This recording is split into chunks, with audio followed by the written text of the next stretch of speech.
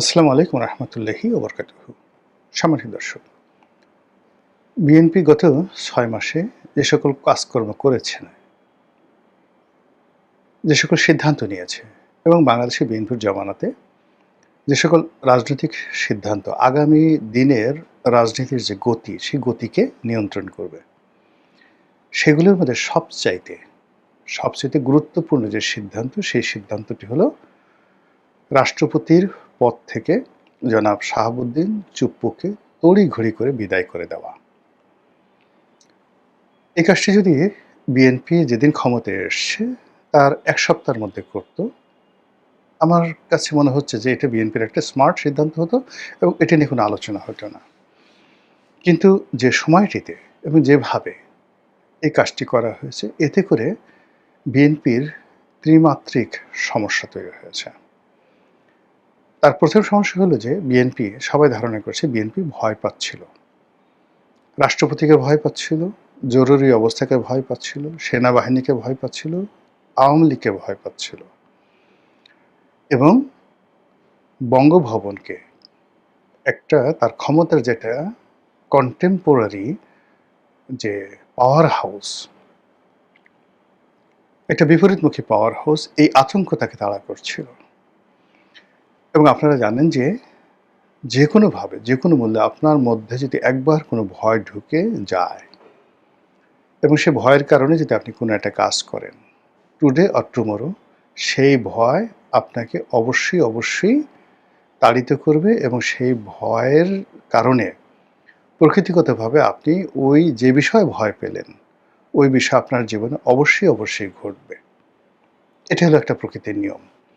তো বিএনপি রাষ্ট্র ক্ষমতায় এসছে, তারা একজন দলীয় রাষ্ট্রপতি পদে নিয়োগ দেবে, এটা একেবারে স্বাভাবিক এবং এই কাজটি ১ মাসের মধ্যে হতো, ১৫ দিনের মধ্যে হতো। এখানে শাহাবুদ্দিন চুপ্পু সাহেব থেকে শুরু করে অন্য কারা যারা আছে, কেউ এটা নিয়ে কোনো কথাবার্তা বলতে পারত না। কিন্তু যখন তাকে অলনে ছাড়লেন একেবারে ৫ মাসের মাথায়, খুবই দ্রুততার সাথে উইদিন 7 ডেজ তাকে সেখান থেকে সরিয়ে দেওয়া হলো এবং নানা কথা বাতাসে ঘুরে বেড়ালো। তিনি লন্ডনে গেলেন, অর্থাৎ শাহাবুদ্দিন চুপ্পু সাহেব লন্ডনে গেছেন। সেই লন্ডনে বসে তিনি শেখ হাসিনার সাথে কথা বলেছেন এবং এই অপরাধে তাকে মানে ক্ষমতাচ্যুত করা হলো, ইত্যাদি নানা রকম কথাবার্তা। কিন্তু বাস্তবতা হলো যে বিএনপির মধ্যে একটা ভয় ঢুকে গিয়েছিল যে কোনো কারণে যদি কেউ, অর্থাৎ রাষ্ট্রপতির যে ইনহেরেন্ট পাওয়ার আছে, সেই ইনহেরেন্ট পাওয়ার দিয়ে তিনি অনেক কিছু করতে পারেন। রাষ্ট্রপতিকে বাগে রেখে ক্যান্টনমেন্ট যে কোনো সময় যে কোনো সরকারের বিরুদ্ধে একটা কঠোর সিদ্ধান্ত নিতে পারে, সামরিক আইন জারি করতে পারে, তারপরে তারা জরুরি অবস্থা জারি করতে পারে, রাষ্ট্রপতিকে দিয়ে পার্লামেন্ট ভেঙে দিতে পারে, আরও অনেক কিছু করতে পারে। তো এই কাজগুলো শাহাবুদ্দিন চুপ্পু সাহেবের দ্বারা হতে পারে। এই যে তার আতঙ্ক, এই যে তার ভয়, এটা শাহাবুদ্দিন চুপ্পু নয়, এ পদে এখন যারাই আসবে, সেটা মির্জা ফখরুল সাহেব আসুক কিংবা এমনকি জুবাইদা রহমান আসুক, এই ভয়টা সবসময় তাদের মধ্যে থেকে যাবে। বোঝার চেষ্টা করুন, ইতিহাসের যাকে সবচেয়ে আপন মনে করা হয়, একেবারে আপন, সেই আপন মানুষের দ্বারাই কিন্তু পৃথিবীর সবচেয়ে নির্মম হত্যাকাণ্ডগুলো ঘটে। ইতিহাসের আমাদের এই পাক ভারত উপমহাদেশের খুব নামকরা একজন সম্রাট ছিলেন, মগধের সম্রাট বিম্বিসার। বিম্বিসারের ছেলে অজাতশত্রু। তো অজাতশত্রু যখন গর্বে এলেন, তো তখন জ্যোতিষীরা বলল যে এ ছেলে জন্মগ্রহণ করে তার পিতাকে হত্যা করবে। তো যাই হোক, পিতাকে হত্যা করবে। বিম্বিসার অসাধারণ একজন শাসক ছিলেন, বৌদ্ধ ধর্মাবলম্বী ছিলেন, গৌতম বুদ্ধের ঘনিষ্ঠ মিত্র ছিলেন। তো কাজেই তিনি জ্যোতিষীদের বললেন যে আচ্ছা ঠিক আছে, এটা নিয়তি, কিন্তু এটা কি করা যায়, এটাকে কি করা যায়?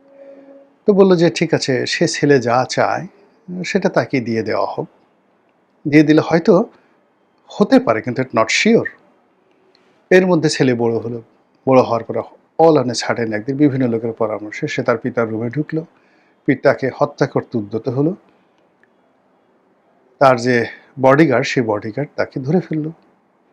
ধরে ফেলার পরে এখন রাজা তাকে ক্ষমা করে দিলেন এবং ওই জ্যোতিষীদের কথা তার মনে পড়ল। তিনি ছেলের বরাবরে সিংহাসন দিয়ে তিনি চলে গেলেন বনবাসে, বিম্বিসার বনবাসে গেলেন।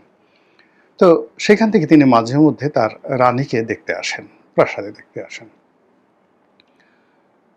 অজাতশত্রুর যারা মন্ত্রী মিনিস্টার তারা বলার চেষ্টা করলো যে আপনি দেখেন এই লোক যতদিন জীবিত আছে ততদিন পর্যন্ত আপনি কোনদিন রাজা হতে পারবেন না, আপনাকে রাজকুমারী ভাববে। এই দেখেন সে বনবাস থেকে আসছে আর প্রাসাদের সব লোক তাকে মহারাজ মহারাজ করতেছে, আপনি যে মহারাজ এটা কেউ মানে মানছে না।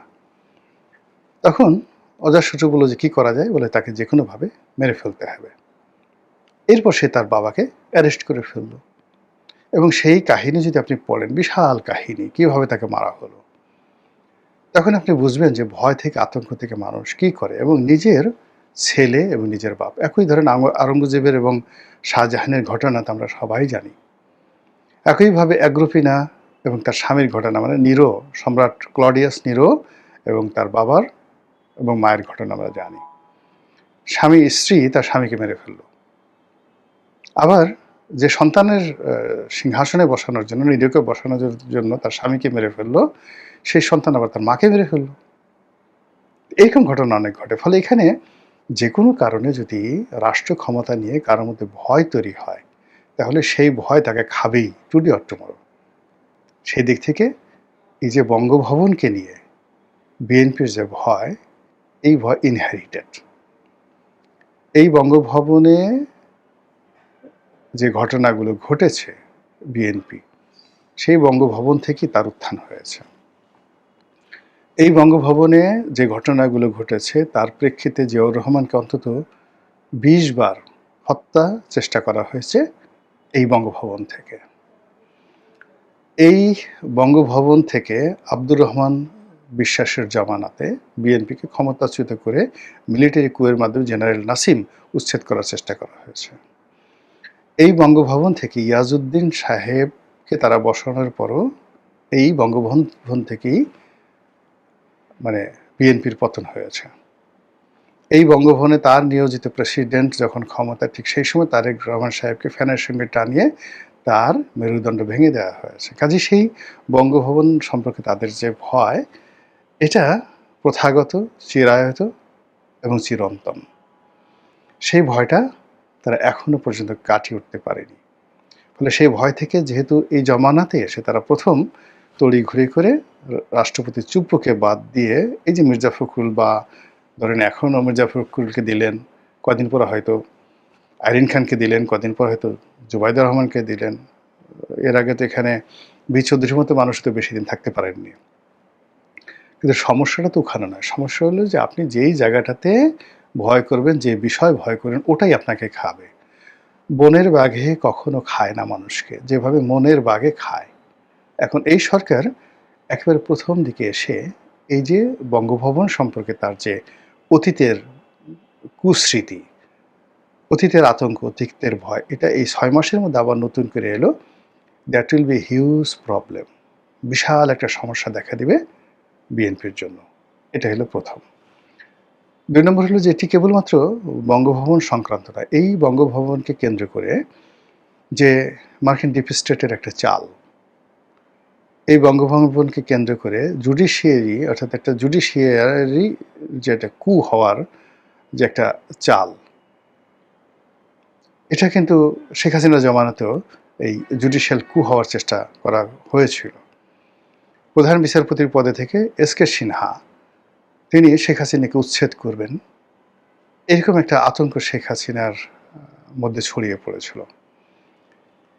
আদৌ বাংলাদেশে কু করা সম্ভব কিনা, বা জনাব এস.কে. সিনহা এই কাজটা করতে পারতেন কিনা, বা আদৌ করতেন কিনা, আবার সেটা সম্ভব হতো কিনা, এটা অ্যাবসলিউটলি, যেমন পাকিস্তানে একবার ইফতেখার সাহেব, চিফ জাস্টিস ইফতেখার সাহেব, তিনি একটি জুডিশিয়াল কু করে ফেলেছিলেন, যার ফলে জেনারেল পারভেজ মোশাররফ ক্ষমতাচ্যুত হয়েছিল।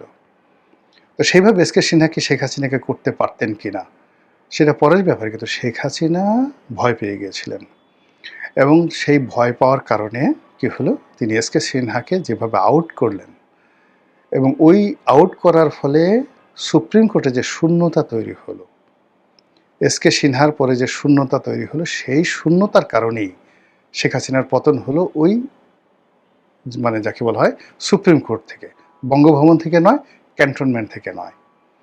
তার পতনটা হয়েছে কিন্তু মানে সবাই দায়ী করে এই ছাত্র আন্দোলন ইত্যাদি ইত্যাদি। কিন্তু যদি ক্যান্টনমেন্ট সব কিছু মানে সুপ্রিম কোর্ট যে সিদ্ধান্তটা নিয়েছিল, সরকারের পক্ষ থেকে যে সিদ্ধান্তটা নিতে বলা হয়েছিল এই বৈষম্য বিরোধী আন্দোলনের ব্যাপারে, ওটা যদি তড়িঘড়ি করে নেওয়া হতো, ছেলেরা কিন্তু ঘরে ফিরে যেত, তাদের কোনো মুখ থাকতো না। কিন্তু মাত্র 2 সপ্তাহ শুনানির জন্য পিছিয়ে দেওয়ার কারণে এই যে ক্ষোভটা চলে গেল, ফলে কি হলো, যে ভয় শেখ হাসিনা করছে জুডিশিয়াল কু, তার সবচেয়ে অনুগত লোকদেরকে তিনি জুডিশিয়ারিতে দিয়েছিলেন এবং বিচারপতিদের অভিশংসনটা আবার সংসদের হাতে নিয়ে গিয়েছিলেন। এসকে সিনহা যেভাবে সেপারেশন মাজদার হোসেন মামলার আলোকে যেভাবে সুপ্রিম কোর্টের জন্য আলাদা একটি সেক্রেটারিয়েট গঠন করে মন্ত্রণালয়ের বাইরে পুরো জুডিশিয়ারিটাকে সুপ্রিম কোর্টের আন্ডারে আনতে চেয়েছিলেন, পুরো জিনিসটা শেখ হাসিনা উল্টে দিয়েছিলেন। এবং পরবর্তীতে এসকে সিনহার পর যারাই আসেন তারা শেখ হাসিনার এত অনুগত, যেটা লোয়ার কোর্টে মানে লোয়ার কোর্টেও এত আনুগত্যটা সরকারের প্রতি কেউ দেখায় না। আপনারা জানেন যে লোয়ার কোর্টের অনেকগুলো কোর্ট আছে, যেমন একটা মেরিন কোর্ট আছে, মানে বিআইডব্লিউটিসির ভবনে একজন ম্যাজিস্ট্রেট বসে, ওয়ার সাথে একজন ম্যাজিস্ট্রেট আছে, ঢাকা সিটি কর্পোরেশনে একজন ম্যাজিস্ট্রেট আছে, র্যাবে ম্যাজিস্ট্রেট আছে, এরকম অনেকগুলো কোর্ট আছে। স্বরাষ্ট্র মন্ত্রণালয়ের অধীনে অনেকগুলো কোর্ট আছে। এখন এই কোর্টগুলো স্ব মন্ত্রণালয় বা বিভাগের প্রধানকে, ওই জাতীয় রাজস্ব বোর্ডের একটা কোর্ট আছে এরকম, তারপরে ভ্যাট অ্যাপিলেট কর যেটা কোর্ট, তার সাথে সাথে একটা শ্রম আদালত আছে, এরকম অসংখ্য কোর্ট আছে। যেমন শ্রম আদালত এখন শ্রম মন্ত্রণালয়ের যতটা না দাবিদারি করে, বা এনবিআর এর যে ভ্যাট অ্যাপিলেট ট্রাইব্যুনাল, ওখানে যে কজন বিচারকরা আছেন জয়েন্ট ডিস্ট্রিক্ট জাজ পর্যায়ের, তারা এনবিআর এর চেয়ারম্যানকে যতটা প্রিভিলেজ বা পাত্তা দেয়, তার সে 1000 গুণ সুপ্রিম কোর্ট শেখ হাসিনার জমানাতে আওয়ামী লীগের মন্ত্রী এমপিদেরকে দিত। এমনকি হারুনকেও, মানে পুলিশ কর্মকর্তা হারুনকেও চিফ জাস্টিস প্রিভিলেজ দিতেন, ছাত্রলীগের সভাপতি গিয়ে তার সঙ্গে দেখা করতেন। এরকম একটা অবস্থায় শেষ দিকে তিনি নিয়ে গিয়েছিলেন। এই যে তার যে আতঙ্ক হয়ে সে পুরো সুপ্রিম কোর্টের যত পাওয়ার আছে সব পাওয়ারগুলো কাটছাট করে তিনি দিয়েছিলেন। ফলে সেই সুপ্রিম কোর্ট মানে একটা বড় মুরগি, একটু পাখা নাই, দৌড়াতে পারে না, ফলে তার প্রতিপক্ষ কপ করে তাকে ধরে ফেলতে পারে। তদ্রুপ সুপ্রিম কোর্টে এইভাবে করা হয়েছিল। এখন এই যে আতঙ্কের ফলে কি হলো, এখন বঙ্গভবনে যে আওয়ামী লীগের যে রাষ্ট্রপতি, তার পরিবর্তে ধরুন বিএনপি তার নিজেদের রাষ্ট্রপতি দিল।